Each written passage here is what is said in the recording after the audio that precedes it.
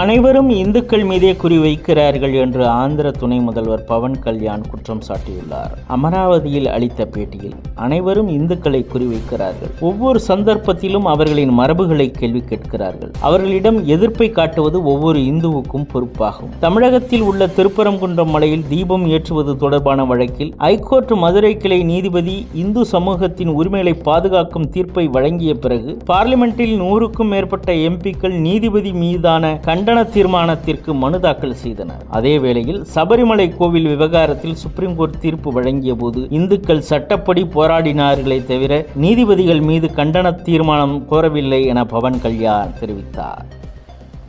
I think every Hindu should raise their voice.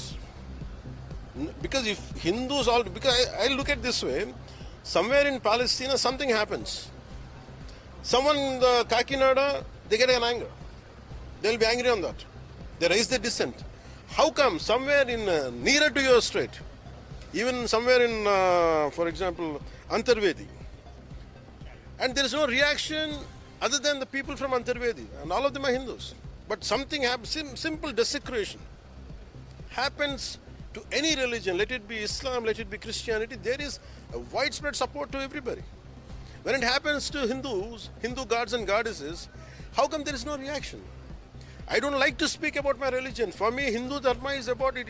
I want it, I'm that kind of Hindu where my God has to end within the home. That's it. It is confined to my puja room. That's my personal belief. That's it. And I don't want to talk, but because of this appeasement politics, because of this kind of adharma, this kind of partisan politics, my kind of guy, I'm an average Hindu of this nation. I'm not a militant Hindu. But people forced me to speak like this.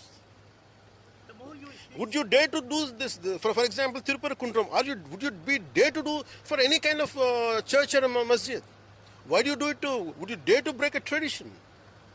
You won't dare to break a tradition of any religion because you lose vote bank, or else there is a lot of camaraderie or there is a lot of commitment to.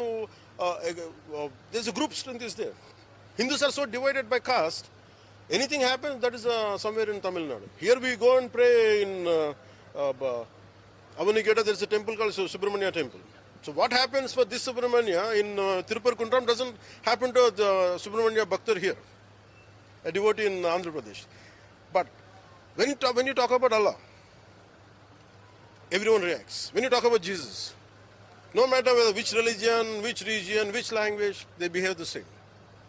That's how the solidarity. So I am pleading to every Hindu, my appeal to every Hindu of this nation is, learn from Muslims, learn from Christian community, see how they safeguard. If you don't safeguard, you don't have any right.